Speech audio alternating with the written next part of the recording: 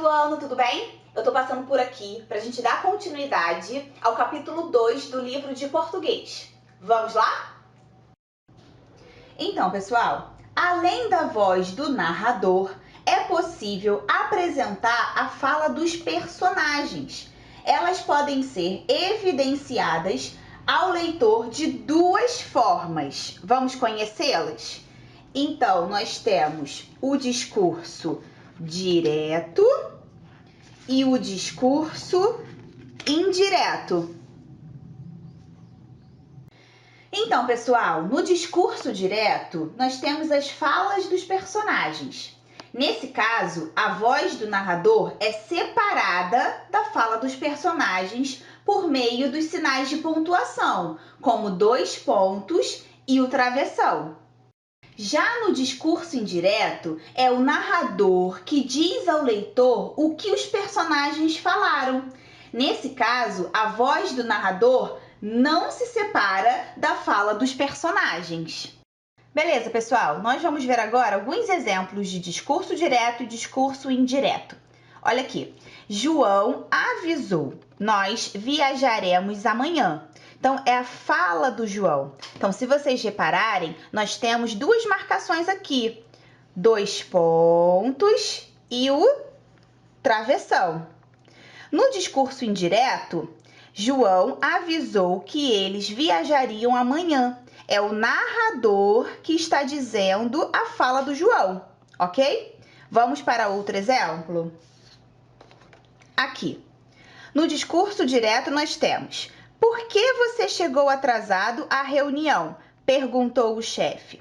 Nós também podemos utilizar as aspas. Opa, esqueci de colocar as aspas aqui, ó. Importante, sempre elas vão andar assim, ó, juntinhas, tá? Se eu coloquei aqui, tenho que colocar no final também, ok? Fiz de propósito para saber se vocês estavam espertos. Então, aqui, ó, nós também podemos utilizar as aspas ao invés do travessão, ok? E no discurso indireto, o chefe, completamente impaciente, perguntou a André o motivo do atraso. Então, nós temos dois exemplos, né, de discurso direto e discurso indireto, e também eles são diferentes, tá? O próximo.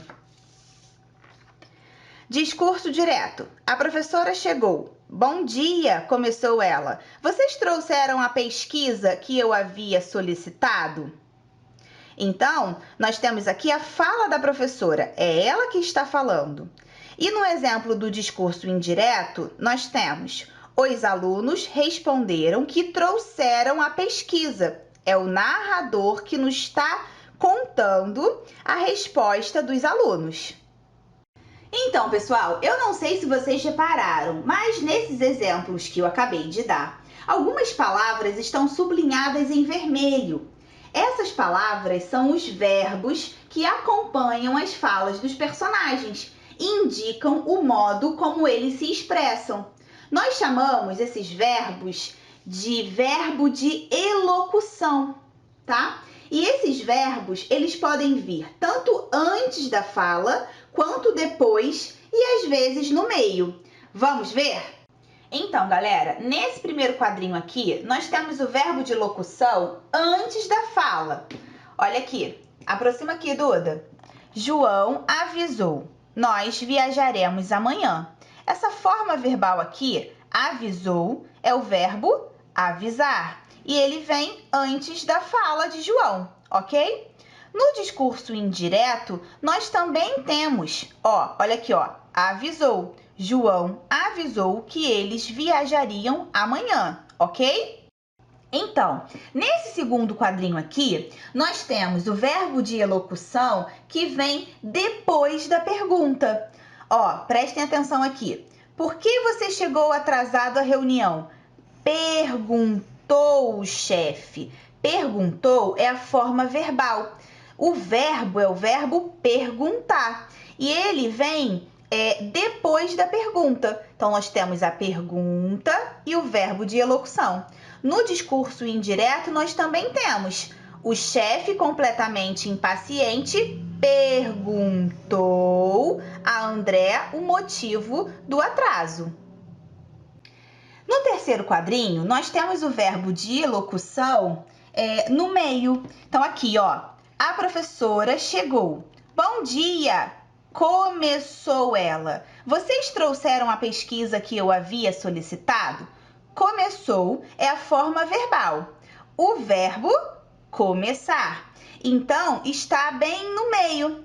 E reparem que nós temos desse lado aqui, ó, um travessão e desse lado aqui também, ok?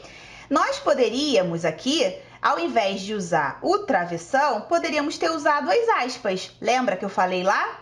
Então, no discurso indireto, nós também temos: os alunos responderam que trouxeram a pesquisa. Responderam é a forma verbal. O verbo é responder. Então, quarto ano, agora que vocês estão sabendo tudo de discurso direto e discurso indireto, eu tenho um desafio para vocês. Então, vou colocar agora na tela uma tirinha. E aí eu quero saber de vocês, essa tirinha é discurso direto ou discurso indireto?